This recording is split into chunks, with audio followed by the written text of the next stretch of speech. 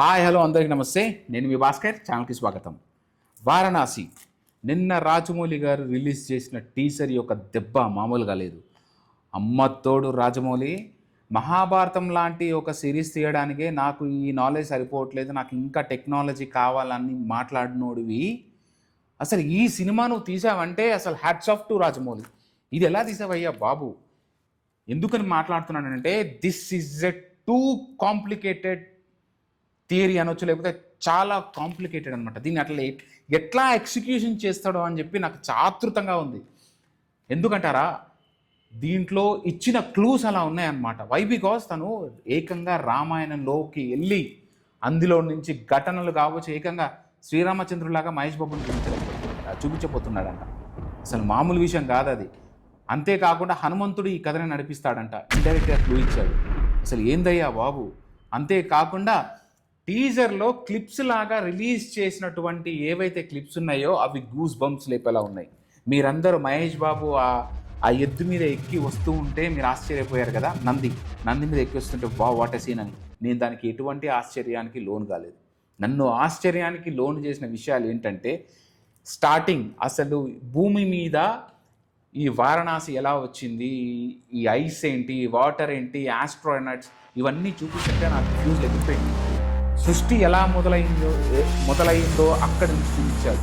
దేవి భాగవతం కావచ్చు, మహాభారతం కావచ్చు, రామాయణాలు కావచ్చు, ఇంకా ఎన్నో పురాణాలు ఇతిహాసంలో కావచ్చు, లేకపోతే బ్రహ్మ వైవర్తన పురాణాలు, ఇవన్నీ చాలా ఉంటాయండి. అక్కడ క్లియర్గా మన యూనివర్స్ ఫార్మేషను, గ్రహాలు, నవగ్రహాలు, భూమి గురించి మొత్తం చెప్పడం జరిగింది. అంటే ఏంది, ఆస్ట్రో సైన్స్, ఫిజిక్స్, ఎన్నో థియరీస్ మన దగ్గర ఉన్నాయి. నిక్షిప్తంగా ఇంకోటి మాట ఏం చెప్తున్నాడు రాజమౌళి అంటే, నాకు దేవుడి మీద నమ్మకం లేదు అంటూనే దాని మన పురాణాలు కావచ్చు, ఇతిహాసంలో కావచ్చు, అందులో దాగి ఉన్న సైన్స్ మీద చాలా నమ్మకం ఉన్నట్టుగా చెప్తున్నాడు తను ఈ స్టోరీ త్రూ అని నాకు అనిపిస్తుంది. సో ఇక్కడ ఏమేమి చూపించాడు, నేను ఎందుకు మాట్లాడుతున్నా అంటే ఆ క్లిప్స్లో ఇంత నాలెడ్జ్ ఉంది. జస్ట్ ఇమాజిన్ ఇదంతా ఎలా చూపిస్తారో నాకు అర్థం కాదు. ఇంకోటి టైం ట్రావెల్. మీకు ఒక విషయం చెప్పాలా, రామాయణంలో కాకభూషణుడు అని ఒక వ్యక్తి ఉంటాడు. అంటే కాకి, ఆ పక్షి రామాయణంలో రాముణ్ణి ఎన్నోసార్లు చూసింది, మహాభారతాన్ని చూసింది. అంతేకాకుండా అంటే సైమల్టేనియస్గా నెంబర్ ఆఫ్ రామాయణాలు చూసింది. అంటే ఏంటి, ఈ భూమి మీద రామాయణం ఎన్నోసార్లు జరిగింది, ఇంచుమించు 32-40 రామాయణాలు చూసినా అని చెప్పి కాకభూషణుడు చెప్పడం జరిగింది. అంటే ఏంది, టైం ట్రోటర్. అంటే ఏంటి, టైం మిషన్ ద్వారా వెళ్ళాడు కాకభూషణుడు. అలాగా మహేష్ బాబు ఏమైనా వెళ్ళబోతున్నాడా? మీకు అర్థమవుతుందా? మీకు మన పురాణాల్లో ఉంది ఇది. కాకభూషణుడు అని ఒక కాకి శివుడి హెల్ప్తో కావచ్చు, లేకపోతే వేరే ఒకరి హెల్ప్తో కావచ్చు, ఈ నెంబర్ ఆఫ్ టైమ్స్ ఎన్నిసార్లు రామాయణం జరిగిందో అన్నిసార్లు రాముడు చిన్నతనంగా ఉన్నప్పుడు వెళ్ళి ఆ కాకి దర్శించడం జరిగింది. ఇది మన పురాణాలలో యాక్చువల్గా ఉంది. సో దాన్ని ఏమైనా తీసుకున్నాడా మన రాజమౌళి? వై బికాస్ మన దగ్గర చాలా థియరీస్ ఉన్నాయి. సో అసలు ఈ టీజర్లో ఏమేమి చూపించాడో ఒక్కసారి చూద్దాం.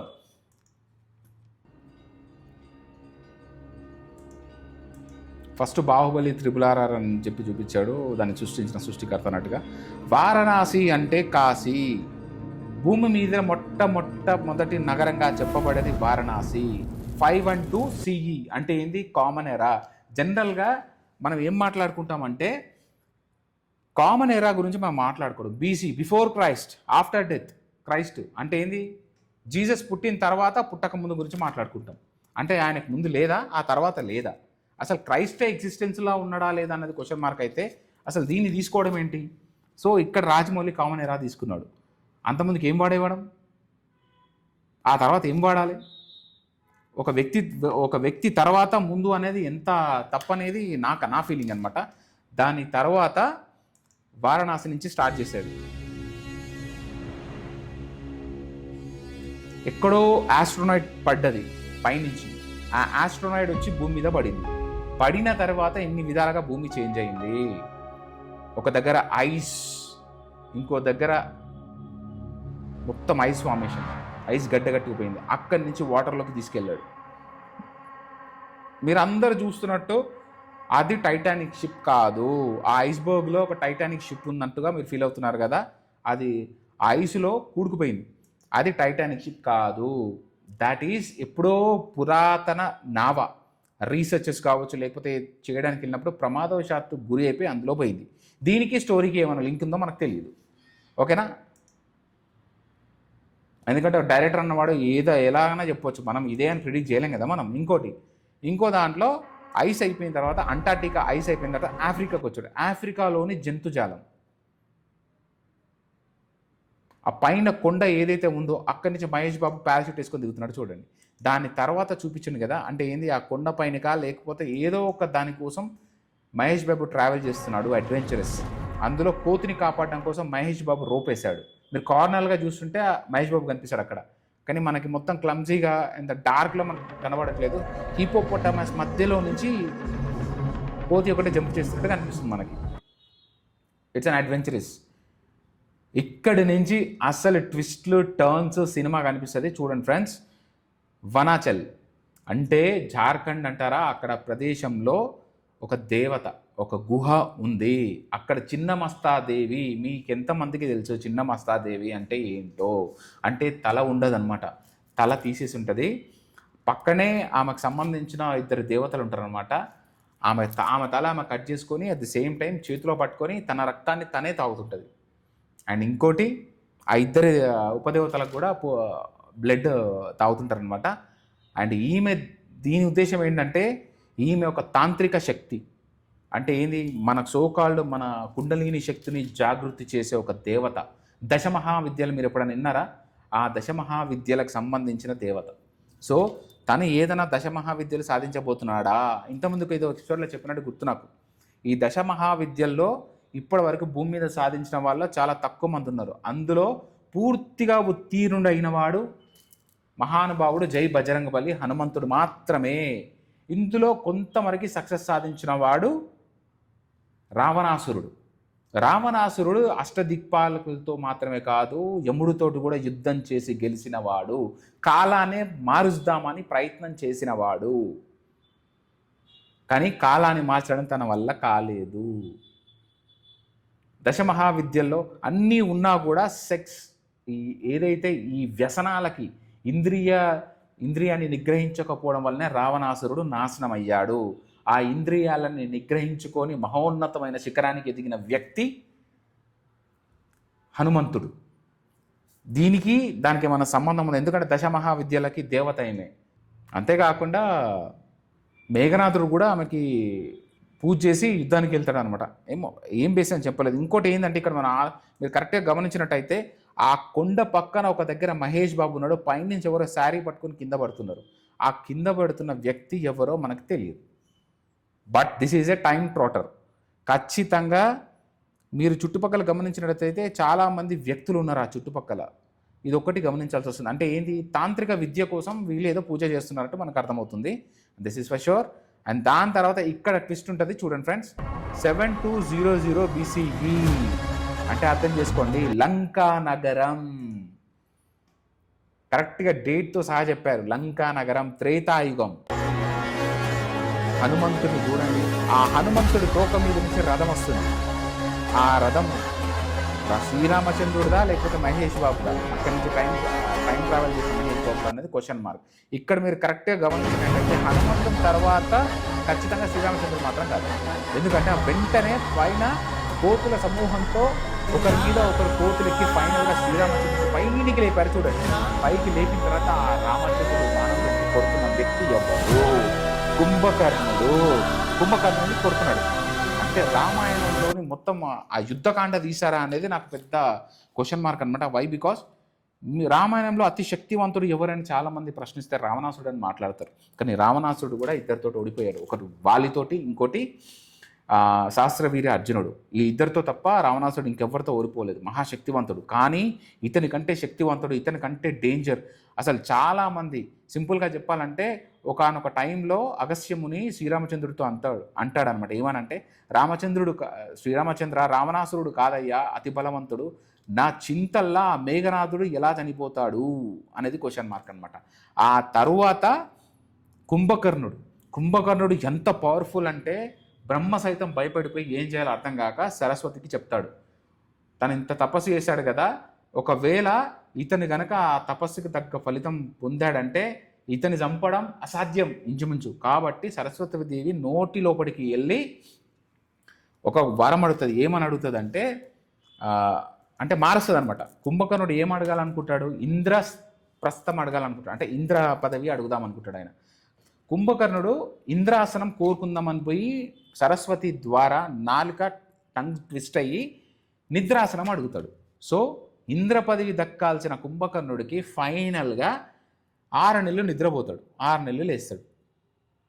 ఆలోచించండి. ఎందుకంటే ఒకవేళ అదే కనుక కోరుకున్నాడంటే ఇంకా రావణాసుడు కాదు, ఇంకా రావణాసుడికి ఎన్ని రెట్లో చెప్పలేము కుంభకర్ణుడు, అంత పవర్ఫుల్ కుంభకర్ణుడు. సో అతని పాత్రని చూపిస్తున్నాడు, అతన్ని చంపుతున్నాడు రాముడు. సో అతను చాలా పెద్దగా ఉంటాడు కదా, బండేస్తాడు కదా. సో ఒక ప్యాటర్న్ ఫామ్ అయిందనమాట. సో అసలు కుంభ అని మీరు చూసినట్టయితే పృథ్వీరాజ్ పేరు కూడా ఇందులో కుంభ అంటున్నారు. సో కుంభకర్ణుడా లేకపోతే కుంభకర్ణుడికి సంబంధించిన వాళ్ళ ఏందనేది తెలియదు. ఇంకో ఇక్కడ ట్విస్ట్ ఏంటంటే నాకు డౌట్ అనమాట, శ్రీరామచంద్రుడు మహేష్ బాబు, మరి ఇప్పుడు ప్రస్తుతం టైంలో ఉన్న మహేష్ బాబు ఎవరు? అంటే విష్ణు అవతారమా? కాదు కదా. నాకేం డౌట్ వచ్చిందంటే వై బికాస్ ఇప్పుడు రఘువంశానికి సంబంధించిన వాళ్ళు కావచ్చు, లేకపోతే చంద్రవంశానికి సంబంధించిన కావచ్చు, సూర్యవంశం చాలామంది ఉంటుంటారు భూమి మీద. సో ఆ డిఎన్ఏ ద్వారా ఆ పోలికలు ఈ మహేష్ బాబుకు ఉన్నాయా? అంతే. కానీ శ్రీరామచంద్రుడు కాదు. ఆ పోలికల ద్వారా ఈ మహేష్ బాబుకు ఉన్నాయా అనేది ఒకటే క్వశ్చన్ మార్క్. అంటే ఏంటి, తనకు సంబంధించిన వాళ్ళు ఏదో ఉండొచ్చు, మనం కూడా ఏదో ఒక వాళ్ళకి సంబంధించిన వాళ్ళే ఉంటాం కదా. సో డిఎన్ఏ అది ఉండొచ్చని నా అనుమానం, అంతే. అండ్ దాని తర్వాత మణికర్ణికా ఘాట్ వారణాసి చూపిస్తున్నాడు. సో ఫ్రెండ్స్, వెంటనే మహేష్ బాబు ఇక త్రిశూలం పట్టుకొని నంది మీద రావడము, ఆ యుద్ధము, సాక్షాత్ ఏదో రుద్రాంశంతో వస్తున్నాడు కదా. సో ఇది ఫ్రెండ్స్, నాకు డీకోడ్ చేసేంతవరకు నాకేమనిపించిందంటే రామాయణంలోని ఏదో ఒక ఘట్టం తీసుకొని అందులో ఉన్న, సింపుల్గా చెప్పాలంటే రామాయణంలో చాలా హిడెన్ సీక్రెట్స్ ఉంటాయి. ఇప్పుడు మనం రామాయణం ఇప్పుడు మనం ఏముందా అని చెప్పాలంటే కష్టం. ఎందుకంటే సంజీవని మెడిసిన్, ఆ సంజీవినితోటి మూర్ఛితుడైపోయి చావు బ్రతుకుల మధ్యలో ఉన్న లక్ష్మణుని సైతం కాపాడిన సంజీవని. మీ అందరికి తెలియని విషయం ఏంటంటే అందరూ అటువైపు ఇటువైపు యుద్ధం జరుగుతున్నప్పుడు రాక్షసులు చచ్చిపోతారు, అట్ ద సేమ్ టైం వానరులు కూడా చచ్చిపోతారు. అయితే రాక్షసులు చచ్చిపోగానే వాళ్ళ శవాలను తీసేసి సముద్రంలో వేస్తే పక్కకు కొట్టుకొని వెళ్ళిపోతాయి. కానీ వానరులు మాత్రం అలాగే ఉండడం జరుగుతుంది. ఎప్పుడైతే సంజీవుని తీసుకొస్తారో చచ్చిపోయిన వానరులు అందరూ లేచి నించుంటారు, అంటే బ్రతుకుతారు. అంటే సంజీవునికి అంత పవర్ ఉంది.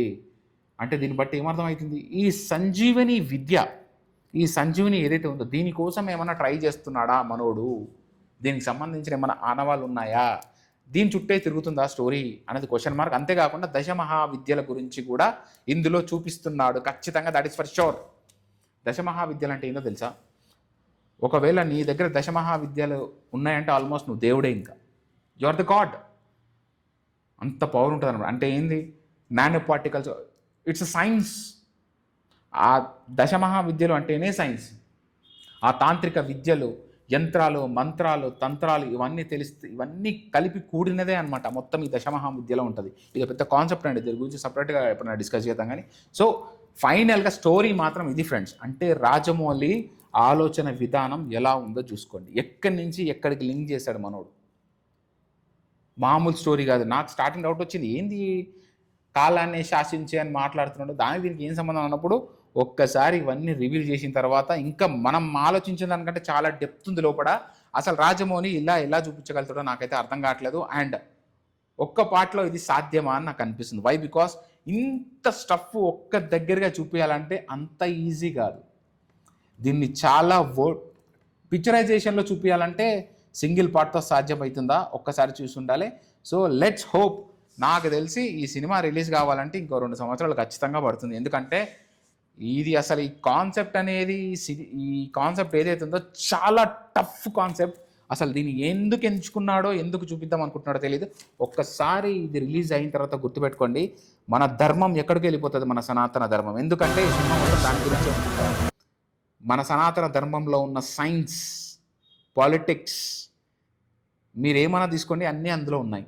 సో ఇది friends, thank you so much. ఈ వీడియో మీకు నచ్చిందని కోరుకుంటూ thank you so much. Signing off, this is Bhaskar.